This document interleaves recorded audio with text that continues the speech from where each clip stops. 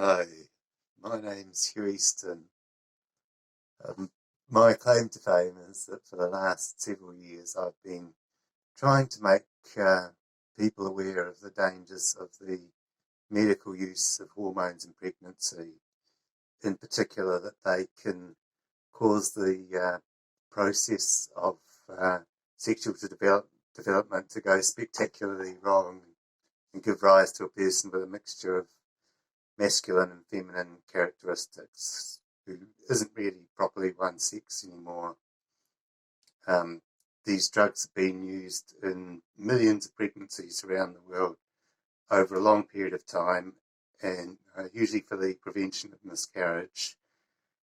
And I think it's the real reason why there's suddenly all these people all over the place who appear to be one sex but claim to be the opposite sex. This all started back in 2010 when, after many years, I suddenly found myself back on the dating market, and as a part of trying to improve my chances, I had a long think about what I was, how I was presenting myself, and the whole, my whole sort of process of relationships, sex, arousal, orgasm, everything. And I realised that a lot of what I was doing is what you'd more typically expect from women rather than men. And that's what first put the thought into my head that perhaps something happened during my prenatal development to cause my brain development to partly go along female lines instead of male ones. I've always had kind of an amateur interest in science, and so I thought I'd try and figure out whether, first of all, it's even possible to have a person with a brain that's partly developed as male and partly as female, and if it is, how could such a thing happen? So we read, downloaded heaps of scientific papers, tried to track down books about intersex conditions and what can cause them. And well, the breakthrough came when I ordered a book called Brain Sex. Then reading through it, in chapter 2, there was a section that mentioned a study of teenage boys whose mother had been given an artificial estrogen called Diethylstilbestrol to reduce their chances of miscarrying. Further evidence for the power of the hormones on our behaviour has been shown by studying the after effects of artificial hormones. Hormones, both male and female, were routinely used in the 1950s and 60s in the treatment of difficult pregnancies. The findings of the study give us the closest human parallels with the earlier animal experiments. Some diabetic mothers-to-be suffered frequent spontaneous abortions. Doctors knew that the problem was caused by a low level of natural female hormones, a side effect of diabetes. They treated the mothers with a synthetic female hormone, diethylstilbestrol. The treatment solved the problem of the miscarriages, but time has revealed that it has been responsible for other complications. The additional hormones change the brains and the behaviour of the male children born to those mothers. The case of Jim. Jim is one of a group of 16-year-olds surveyed after their diabetic mothers took supplementary female hormones during pregnancy. Like most of the group, Jim is a shy, shy, unassertive, and has a comparatively low level of self-esteem. He ranks himself in the bottom 25% of his class when it comes to popularity, influence, sporting, and physical prowess. He has had no heterosexual experience. His occasional masturbatory fantasies involve a nude-faced girl whom he never comes into physical contact. And, well, that bit doesn't actually match very close to my experience, but otherwise it does. In the course of this survey, Jim's mother made a spontaneous comparison between Jim and her older son, Larry. While pregnant with Larry, she had not taken any of the hormone treatment. She commented that the younger son was an extremely poor athlete, was regarded as a sissy by the other boys, would never fight back, and never developed an interest in electronic devices or chemical sets, as his older brothers had done. Well, again, that's not the same as me, but the other stuff is. They were children of the same family, brought up in culturally identical situations. What happened with Jim is that the extra female hormones had feminized his brain while it was developing. Scientists now believe they can explain the process. Female hormones inhibit or counteract the effect of male hormones. Jim had enough male hormone to develop male sexual equipment, but the additional female hormone prevented the organization of his brain into a male pattern. Well, as I've since found out, that's not entirely the case. What happened with diethylstilbestrol, or DES as it's called, is that it was given mainly during the second and third trimester, whereas genital development takes place during the first trimester. So in fact, pretty much all of the male physical characteristics develop in the first trimester of your prenatal development.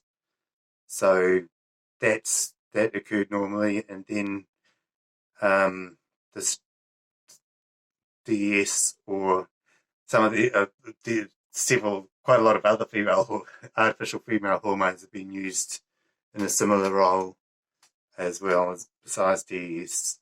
But they're typically only given after the pregnancies become well established. So it generally means that the exposure during the first trimester is small, or there's no exposure at all. Whereas during the second and third trimester, there's heavy exposure, and that also happens to be the period when the brain undergoes its, or where the differences between male and female brains arise. Shortly after reading that, I joined an online group for DES sons, and discovered that I have quite a lot else in common with them as well. I've got a type of body structure called unicoid habitus, which is normally associated with intersex conditions, and it makes you look a bit like a cross between a man and a woman. Sort of consists of having relatively long, slender limbs, a leg length that's greater than the length of your upper body, an arm span that tends to be greater than your height,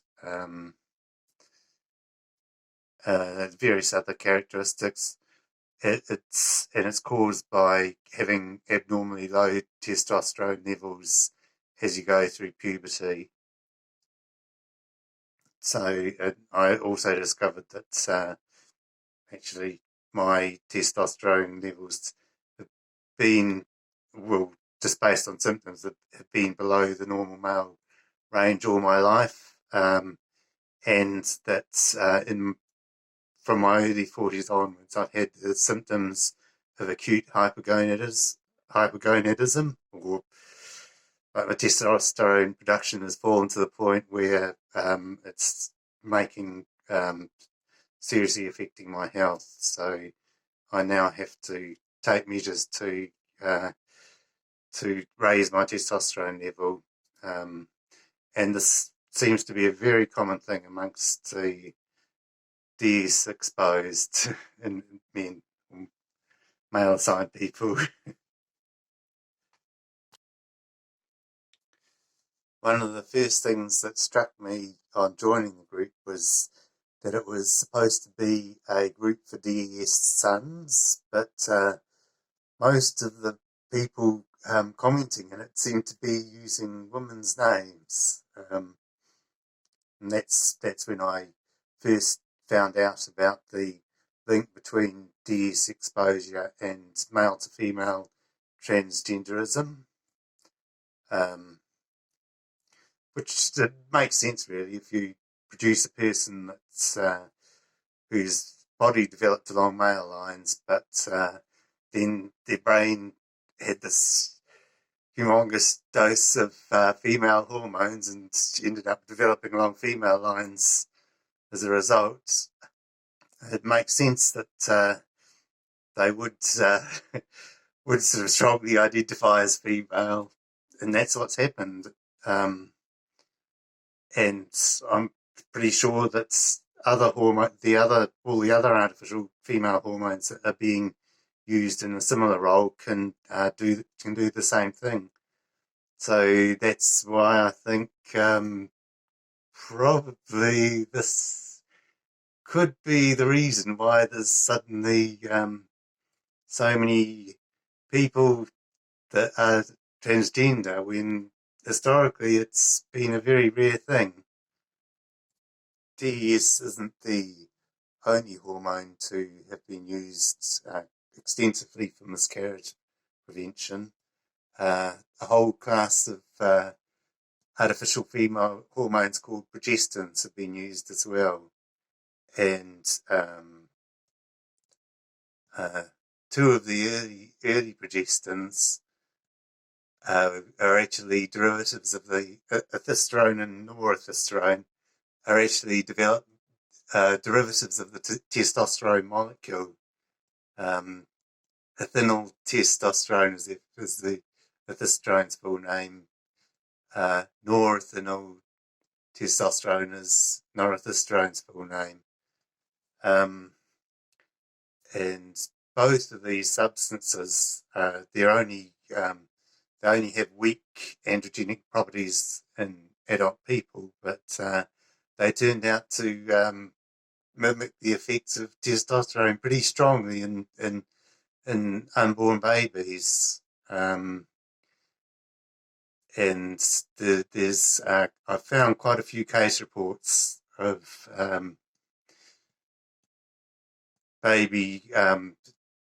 people with X chromosomes that have genetic females that were exposed to these drugs and were born masculinized to various degrees. What seems to have pretty much universally happened to those people is that they were operated on in infancy to make them look female and then raised as girls, as was the usual practice with this kind of thing in those days.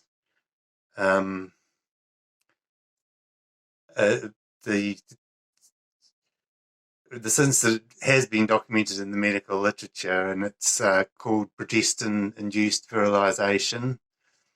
Like most accounts of it, if you read about them, they sort of make out that there's only a very small number of people affected, but I think it's probably quite a lot.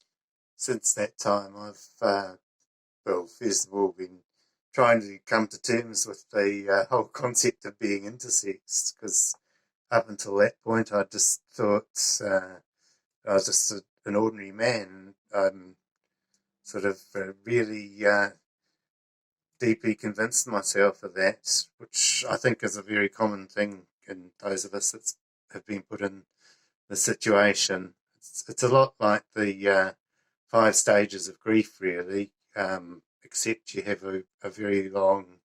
tend to have a very long denial stage. Another problem I've had is that my body doesn't produce enough testosterone, and it's got worse as I've got older. So to the point where it has started seriously affecting my health, and so I've been I've had to get medical treatment for that, and discovered that it's unfortunately it's an area of medicine which is really not very well developed at all, and where there's a lot of doctors that have got this mindset that there's no such thing as male hormonal problems, that will just refuse to treat you at all. So that's another thing that I've struggled with. Most doctors just don't have the first clue what to do, and they're most likely just to try and fob you off with antidepressants and Viagra. From an interview with Dr. June Reinisch, who's a psychologist who's spent her career studying the effects of prenatal hormone exposure on people's later psychology and behaviour. Here's what she has to say. I was interested in the natural development of masculinity and femininity, and how during the normal development of males and females, the presence or absence of hormones that are made by the male testes develop the body and brain of human males, and the absence of these hormones basically are the reason we get a female in both sexes. Both sexes start out with the same form for male and female internal and external genitalia. It's only the presence or absence of testosterone, basically, and a Müllerian inhibiting substance that makes for male on one hand and the female on the other. It's basically people think, or there's a common belief that X and Y chromosomes determine your sex. In actual fact, all they determine is whether you develop ovaries or testes. It's the hormones that are, well, it's actually, if the hormones produced in the testicles are present, you get male development. If they're not present, you get female development. So there's two key hormones, testosterone and anti-Müllerian hormone, or Müllerian inhibiting substance, as she calls it. So that's it. So this is why exposure to external hormones during pregnancy can have such catastrophic effects on whether a person's sort of later sex, the sex of their brain. It can very easily cause the whole process to go spectacularly wrong, and you do end up with a person who's born with a mixture of male and female characteristics. And once it's happened, it's the effects are completely permanent and stay with that person for the remainder of their life. One of Dr. Reinisch's papers, which a link to which is included in the interview, is quite an eye-opener. It talks about research into children, or historical research into the children that have been exposed to artificial hormones during their prenatal development, and it seems that psychologists at the time did know that there was an effect, and a lot of the early studies showed that appeared to show a dramatic increase in intelligence. So it makes me wonder, perhaps part of the reason why when all the problems with DES emerged, why it is that, because common sense surely says that, if you've got things like cancer as well as intersex development, all sorts of problems in the children from these pregnancies, why on earth would you continue prescribing similar drugs? Or why would the pharmaceutical industry develop and promote drugs with similar properties and continue to do so right up until the present day? Maybe part of the reason is that they persuaded regulators that they were creating a super breed of hyper intelligent children or something.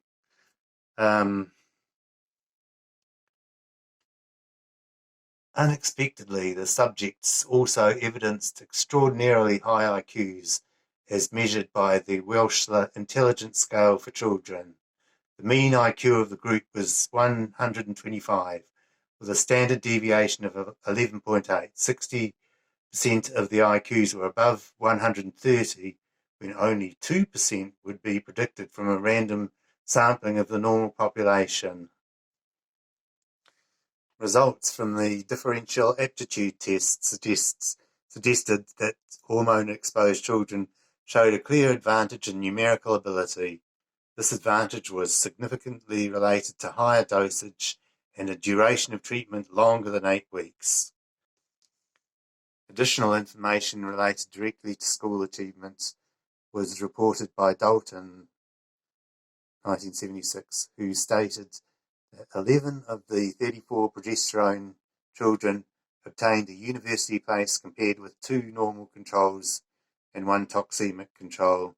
That is 32% of progesterone children compared with 6% amongst all the control children.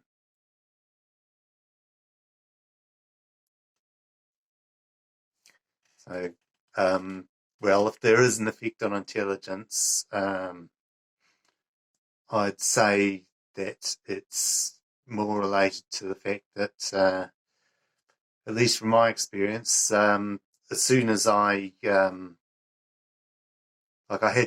friends during my childhood, but as soon as I hit puberty, suddenly no one wanted to know me at all. I had no idea why at the time, but now it's pretty obvious that because I had a really androgynous looking appearance, and also I think there's something about me that sort of seems to set off gay people's gaydar. I guess something to do with my body language, perhaps, that I tend to exhibit female body language rather than male, because the part of my brain that generates that behaviour is developed along female lines instead of male ones. So it meant that, anyway, throughout my teens, as soon as I reached about the age of 13, suddenly I lost all my friends. No one wanted to have anything to do with me. I didn't even fit in with the kids that actually were gay. So I just had a very horrible, isolated experience throughout my teenage years, and all the energy that would normally have gone into learning social skills, interacting with other people and so forth, I put it into trying to understand the natural world, find out more about science, about nature, and how the natural world works. So I ended up being a top performing pupil in the sciences, and so in that sense, maybe I would have rated as having abnormally high intelligence, but it came at tremendous personal cost. It wasn't really anything created out of nowhere. It was diverted from everything else.